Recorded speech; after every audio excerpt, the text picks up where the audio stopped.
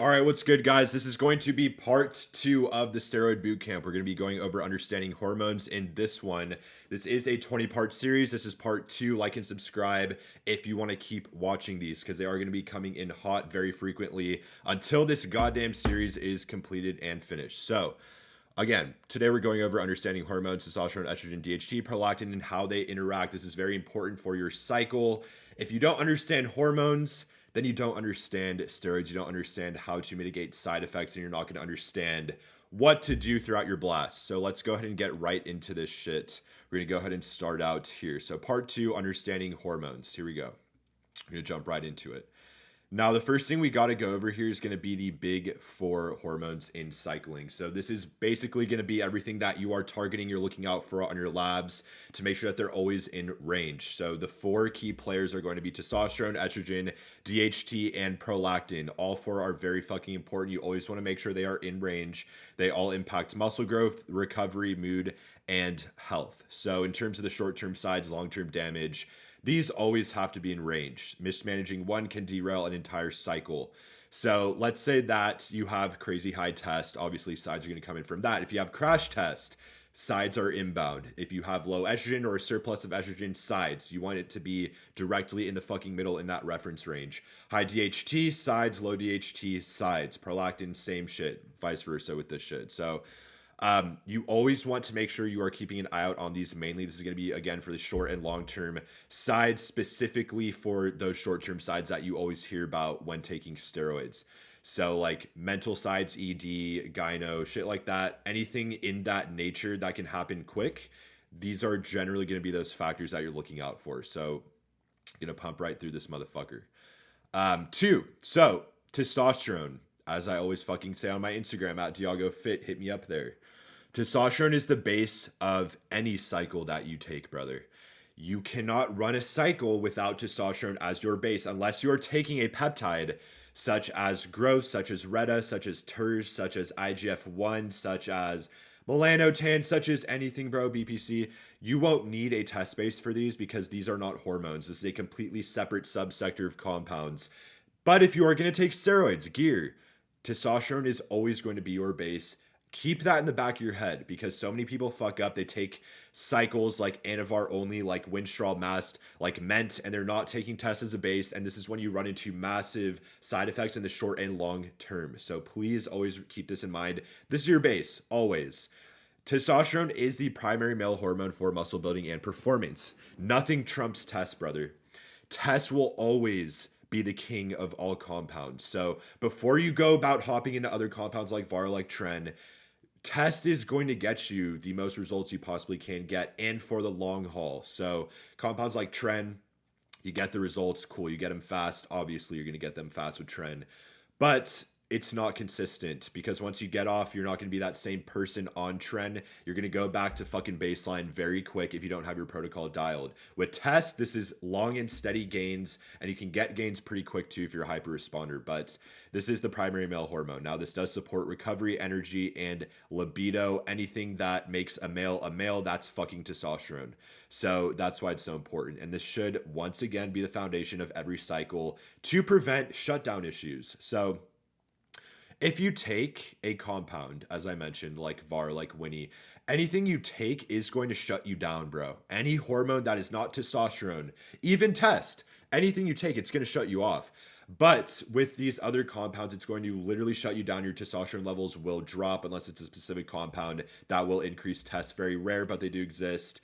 Testosterone is going to keep your hormone levels stable. It's going to make sure that your testosterone is still in the optimal range while you're pushing these other compounds that are suppressing you. So that's why it's so important. And that's why it doesn't mitigate all sides, but it mitigates most sides when it comes to hormone instability if you're going to push a separate cycle without test as a base. So that's very important shit that you have to understand. Now moving right along here to the next point. Estrogen.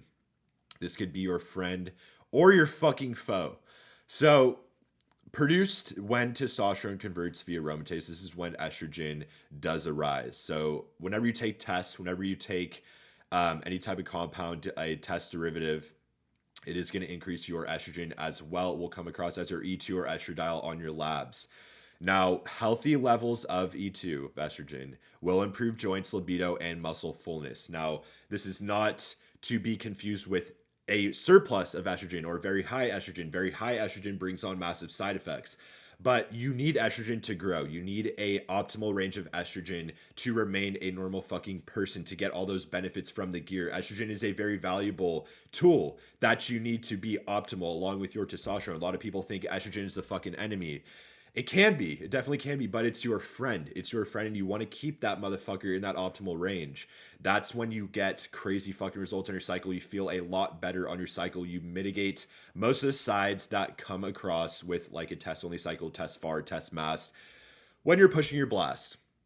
So you always want these to be in the optimal range. Now, too high of estrogen, once this gets into a surplus, now you're looking at side effects. The shit you see on Instagram, the crazy ass sides, this is primarily going to be that factor of those. So like high water retention, you get moon face, you'll look like a fucking blob, just holding a lot of water. You look like a water buffalo in some cases if you get it too bad. And if your sodium, there's a lot of factors that go into this shit, but if your sodium intake is too high, that can fuck with water retention. There's a lot of things that go into this. Gyno, of course, it's a bad one. I've got it. Basically, anyone that fucked up early on in their career with enhancement has fucking gyno. That is because of estrogen. That's one of the factors that causes it. There's also another factor that we'll get into in a second here, but estrogen does cause gynecomastia if it is at a surplus and if you leave it untreated for too long. Now, also mood swings, high emotional state, mental sides are looked over all the time with estrogen. This is a very, very extreme thing that you have to keep your eye out on, because obviously if you're going into this blast and you have pre-existing mental conditions, if you're angry, if you are emotional, you're going to get this a lot harder than others. But even if you don't have any issues and your estrogen's out of control, you will run into the mental sides, mood swings. If you're angry, you're going to get angrier. If you're fucking depressed, anxious, you'll get even more depressed or anxious. And you might run into that shit if you're not depressed or anxious prior. Think about a chick on her period. So when a girl is on her period, it's very fucking common. A lot of people joke about it. They're going to be straight fucking bitches, bro. No one wants to be around a chick in the peak of her period because her hormones are all over the place. She's gonna be fucking emotional. She get angry at random shit, start crying fucking randomly, be very happy at times when it makes absolutely no sense. This is why, because your hormones are all over the place. This is the exact same thing when it comes to a chick on her period. And guys on gear that are not on top of their protocol are literally going to be worse than a girl on her period. So this is why it's very important to keep these factors in range. But this is a good comparison to look at when it comes to like your mental state and shit. When with estrogen in specific, it's very similar to a girl on her period, bro. And if you guys know about this shit, you fucking know you don't want to be around that. So that's something when it comes to estrogen. Now, if it's too low, if you tank your estrogen, which is common for new users, if they're pushing an aromatase inhibitor and they don't have this dialed, it is very easy to tank your estrogen. You can run into dry joints, flat muscles, and low libido, but also some pretty gnarly mental sides that I forgot to put in here, which I will right now. Mental sides. So pretty fucking gnarly shit. So if you have tanked estrogen, most of the time it's going to be worse than a surplus. Now, the mental sides could be very severe to the point where you're trying to off yourself, to the point where you are so goddamn depressed, so anxious, panic attacks. This is what causes that. And a lot of people, when they come off cycle, they have a massive estrogen rebound or their estrogen just completely crashes. And that's when people run into massive goddamn mental side effects. So making sure that you're not crashing your estrogen is very fucking important with your blast. And that's why dialing in that AI and not going overboard and knowing which specific compound to take for your AI is very important. If you're going to push a compound like Primo or EQ, which are not aromatase inhibitors, but do act as AIs in terms of reducing estrogen, you want to make sure that you have an even ratio with your test and that specific compound so that you're not tanking your fucking E2 without knowing it, because that can cause massive problems. So that's estrogen. It's your friend, but it can be your greatest enemy as well. So make sure this is always in range. Next up, we got Liver King, this motherfucker. DHT, very important shit as well. It's your dry strength driver. So this is a potent androgen. Whenever you take a compound that is a DHT derivative, such as mast, Winstrol, fucking any of these compounds, bro, this is going to cause masculinity. When it comes to DHT, very androgenic. So think about strength, think about aggression, think about like stereotypical guys on gear where they're fucking roid raging and they're just very fucking masculine, facial hair to the fucking max, big ass beards, just more masculine all around, bro. That's DHT. So again, potent androgen, DHT is a potent androgen that increases hardness, strength, and aggression. Um, and it does come from testosterone converting via 5 alpha reductase. That's a little background of DHT. So if you have too high of DHT, if this is in a massive surplus, this is a factor that you look over on your bloods as well. So you can track this shit via blood work, which is very cool. Just so you know exactly what's causing problems if they're arising. You do run into, or you can run into, risk of hair loss, oily skin, and prostate issues. That's why taking mass, it's very common to get prostate problems. But think about like masculine side effects, bro. Male pattern baldness. That's something that you see with guys that are very masculine because they have high DHT. Oily skin, acne. The shit can arise from DHT. Now, if you have a crash DHT as well, then you run into side effects as well. But the main driver of side effects here that you want to be looking out for is high DHT, low DHT.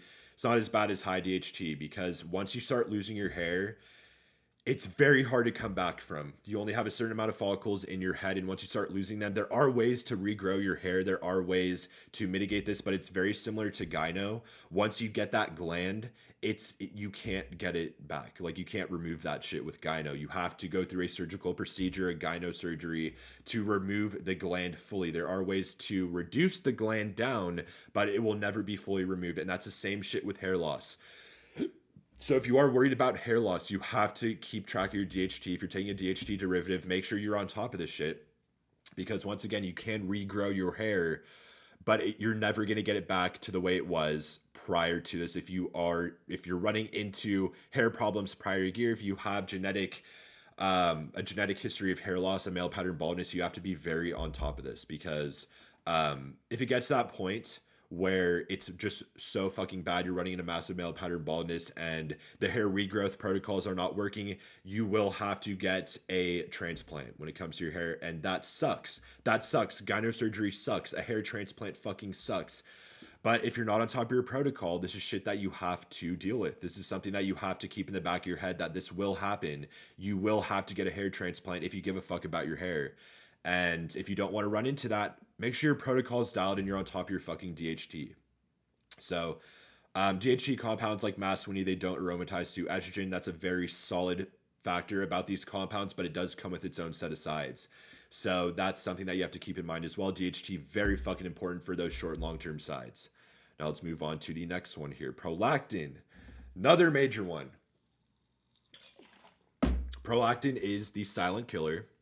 It does increase from 19-nors, primarily such as decatren, ment. These are all compounds that can increase your prolactin. So when it comes to high prolactin, this is very similar to estrogen. You can get low libido, ED, possible gyno with estrogen. So, and that you can get it without an increase in estrogen as well. But if your estrogen is skyrocketed, your prolactin is skyrocketed, you're going to get gyno. This is just something that's going to happen to absolutely everybody. You will run into fucking gyno if these two factors are out of control in a surplus. Now, prolactin, the issue with prolactin is this. If you get gyno, if you get irritated nipples, puffy nipples, that gland forms, you can run into male lactation when it comes to increased prolactin. This fucking sucks. I've run into it in the past. Not bad, but I've seen fucking guys, bro, where they are literally lactating from their fucking nipples. Milk, pure fucking milk is coming out, discharge. It's not actual milk, it's discharge, but it's fucking disgusting. And you don't want to be lactating if you are with your girl in bed and you start fucking milking from your tits, or you're in the gym and you're wearing like a white shirt or whatever, and there's like 2 stains of discharge on your fucking shirt. You don't want to run into this shit, bro, because it's not fun. It's fucking embarrassing. So make sure this is always in range. You can track this again on your bloods. All these factors I'm going over, the key for players, you can track via your blood work. That's why it's so important. But you always want this in range. You don't want it crashed either. That's when you can run into long-term damage when it comes to other factors, which we will get into in another video. But you want this in fucking range, guys. You really want this in range. You don't want to run into these short and long-term sides. So that's going to be prolactin. Now, another very important topic to go over here is how hormones interact. So, raising or lowering one of these key four players does affect the other. So, if we're looking at high estrogen without DHT balance, that's going to be equivalent to bloating. You can run into bloating with this. High prolactin with high estrogen, extreme gyno risk, as I went over already. The goal here is synergy. It's not just high test. So there are different side effects you can run into when it comes to a mismatch of these specific factors. So like if you have high 2 crash prolactin, side effects, high prolactin, low DHT, sides, you always want these to be in perfect synergy. And once these are all optimal, you know how to dial in your protocol properly to make sure that these are all optimal in the perfect fucking range throughout the whole duration of your blast. That's when you are going to run into amazing results. You're going to run into an amazing blast, an overall comfortable blast where you're not running into sides. It's going to feel fucking smooth gliding. You're going to get your gains. You're going to get your shreds. You're going to come off. You're going to post cycle therapy, and it's going to be a-okay. And you're going to have run your blast perfect. And you're going to be like, damn, I want to do that shit again. But if you run into this shit, you're going to get on. You're going to be like, fuck this shit. You're going to get off, and you're never going to do it again. So, you want you want these to be synergistic, guys. You always want these to be in the optimal range, and that's when you're going to have an amazing cycle. If there's mismatches, you run into fucking problems. Keep this in mind. Now, next up, the warning signs when it comes to hormone imbalance. Very, very, very important that you note these down. Please note these down because this is what you're going to want to look out for cosmetically and mentally when these start mismatching. They start fucking either going into surplus or a decrease. So high estrogen, which is E2 or estradiol, you can run into puffy nipples, bloat, and mood swings. If you start noticing these things immediately, you want to go get your hormone panel done. Get a separate panel done. Yes, it costs money to get your bloods, which is why I mentioned in the previous sector, be financially stable for this. You can't be broke and take a cycle effectively. You just can't fucking do it. So be financially ready. You are going to have to get your bloods done. If you notice any of these things, you don't have to get a full fucking panel like a CBC, CMP, lipid panel. You don't need that, but you need to get your specific panel for whatever you are feeling. Puffy nipples, go get a fucking hormone panel. That's all you need. A hormone panel is probably like 20, 50 bucks max. Just get it whenever you're running into this so that you know where your estradiol is at, where your prolactin is at, where all these factors are at, so you can pinpoint what's causing it and you can start dialing in your protocol to get it into that optimal range. That's why bloods are extremely goddamn important. But if you notice puffy nipples, bloat, or mood swings, this could be estradiol related. Now, it's not guaranteed going to be E2 related, but chances are it is going to be if you're running a test only blast. Chances are it's going to be if you're running a separate blast with a 19 Nord, DECA, NPP, MENT, it could be prolactin. If you are running into hair shedding, it could be from test. It could be from a DHT derivative. If you're taking mass, if you're taking Winnie, it could be from that. So you just need to get your different panels done and know which panel includes which so that you know what to get if you run into these, which you probably will if you're new. It's very rare for a new user to just run smoothly through this process. The beginning part of your enhancement journey is when you're going to run into most of these side effects, which is why it's so important to know this shit, which is why it's so important you dial in your protocol prior and consistently dial in your protocol for that first blast. Once you have everything dialed and you know what to do internally, you know what to do with your protocols, future cycles are going to be a motherfucking breeze. But it all starts with that first trial and error phase with your first cycle here. So again, that's E2 related. Low E2, dry joints, flat muscles, no sex drive. If you notice any of this, get a hormone panel. High prolactin, ED, fatigue, lack of motivation. Prolactin is a separate test. It is included in most hormone panels. But if you're getting the cheapest hormone panel, like just the baseline, it's only going to include testosterone and E2 and some other factors sometimes, but if you're getting the cheapest, it's most likely going to be testosterone and E2. So make sure that you are getting a test. If you're getting a hormone panel, make sure it includes prolactin, or just get a prolactin only test. I would not do this because if you're running into ED, fatigue, or lack of motivation, it could be from another factor on your hormone panel as well. So I would always get the full panel every time you run into sides like this. Just get the full panel that includes prolactin and progesterone. High DHT, hair shedding, irritability, oily skin. So you again, just get the goddamn panel. DHT will be included in this, but you have to make sure that all these factors are included on that hormone panel. So these are imbalance warning signs. Make sure you get a screenshot of this. It's very important that you understand what side is coming from what specific factor. Next up here, we got managing ratios, not just levels. So this is very important shit as well. As mentioned previously, optimal results come from balanced hormone ratios. You can't just have very high test and crash estrogen. That's not going to get you the results you want. In some cases, it's actually going to get you worse results than being fucking natural. So this is an example. High test and a proportionate estrogen ratio is going to be perfect. That's going to be immaculate. If you have high testosterone, which is going to be optimal for packing size, of course, with proportionate estrogen, which means that it's in the optimal range, it's not at a crazy ass surplus, that's going to be perfect. If you have high test with tanked estrogen, you're going to run into very poor performance and health problems, side effects. So again, crash estrogen, it's going to cause massive problems, fatigue sometimes, massive mental sides. If you're feeling very depressed, you're not going to want to train. You're not going to want to eat. Your mind is elsewhere. You're no longer thinking about your body. You're going to be thinking about other shit that doesn't fucking matter. So make sure that these are always proportionate, guys. That if you're going to take a telltale home sign from this video, keep your hormone levels in range. This is something that cannot be overlooked, and people do it all the fucking time. That's why I'm making it such a clear point in this video to know and to subconsciously have in your head. Next up here. Why blood work is your GPS. My fucking main saying here, get your blood work done. Make sure you're going to get your bloods done if you're going to hop on a blast. Symptoms alone can be misleading. Labs confirm exact imbalances and guide adjustments. It prevents blind guessing with an AI or prolactin control. You guys do not fucking understand the amount of people, the amount of new clients I get that fucked with an AI, that fucked with a dopamine agonist when they didn't need to. Now they're running into massive side effects with tanked prolactin or tanked estrogen.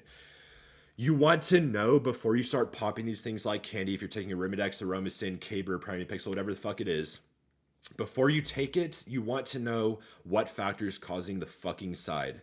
So if you're running into, again, puffy nipples, it could be estrogen, it could be prolactin. You don't fucking know. So if you're running into puffy nipples and you're like, oh, I know what that is, it has to be estrogen, right? Because everyone is saying that gyno is from estrogen. Okay, I'm going to take an AI. I'm going to pop some Arimidex.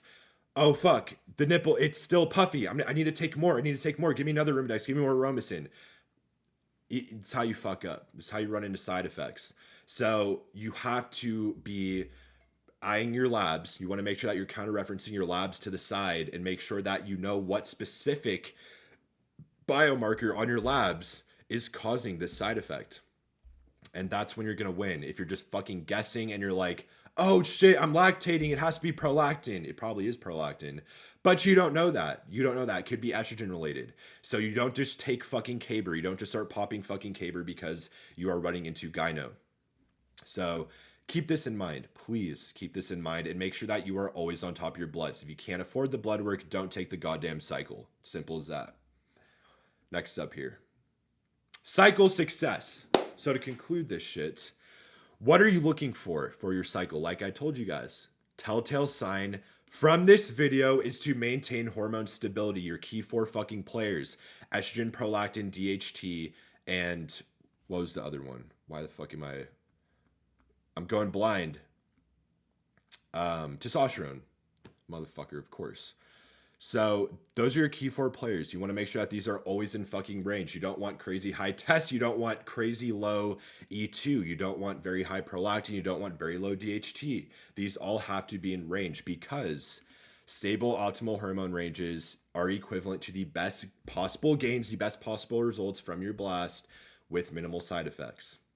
Now, yes, you will still run into sides, even if these factors are fully dialed in, which we will go over in a future segment of the bootcamp.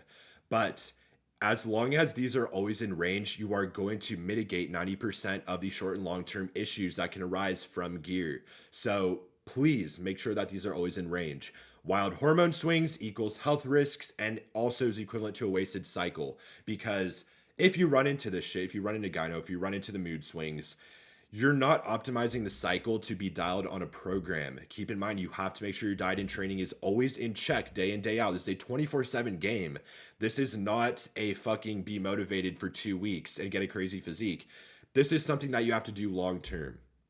If you're running into massive hormone fluctuations, you're not going to be on that program, because some days you're going to be massively fatigued. You're going to feel fucking depressed. You're going to be like, I can't train today, bro. I'm just going to sit down and relax and do nothing today because I don't feel good.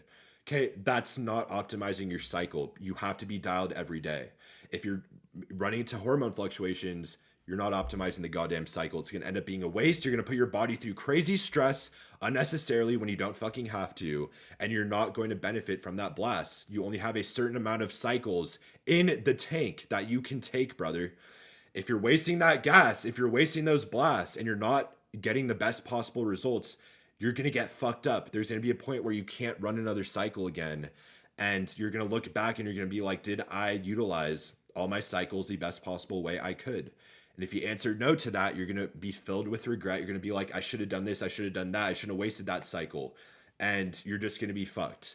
Yes, you're still going to look good. If you did everything correct and you ran multiple cycles, you most likely will look a lot better than you did before, but you could have looked better. And once you get into this game, it's all about progression. It's all about being the best possible version of yourself that you possibly can be. So it does hurt. It hurts mentally when you know you could have done more, but you can't. You physically can't. So that's very important. And always, let me zoom in on this because this is very, very goddamn important. Consistency beats extremes every time. Discipline and consistency will always beat a short-term wave of motivation, will always beat a crazy ass blast that you run for 3 weeks. Consistency is key, bro. Making sure that you're consistent with your blood work, making sure you're consistent with keeping your biomarkers in check, making sure you're consistent with your diet, your training, making sure you're consistent with your mindset. Mentally, you have to be ready for this shit. You have to make sure that your mental state is good for your full blast, after the fucking blast, when you're ready to hop on again for that next cycle, after the next cycle. You have to be in an optimal mindset always. Consistency wins the game, bro. Consistency wins the fucking game. Slow and steady wins the race, always. Look at the tortoise and the hare, bro. The hare took off, he fucked up, he got tired, he slept, he got cocky, and the tortoise won the race at the end of the day, because consistency wins, always, brother. Consistency will always win the fucking race. So with that being said, the take home for this video is hormone stability. You have to make sure these are always in range. It's just a key prerequisite that you have to understand. So that's going to be part 2 for this boot camp, guys.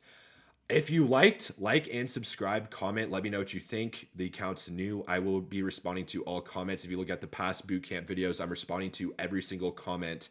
So if you have a question, if you want to let me know something, let me know there. This is again going to be the full boot camp. So next up, we're going to be going over your blood work deep dive. Very important on how to read labs and how to identify red flags. That will be our next topic for the next segment of this camp. But for now, that is going to be it for this segment of the boot camp. So once again, if you liked, like and subscribe. I'll be back with more heat, guys. Looking forward to continuing this series. Peace.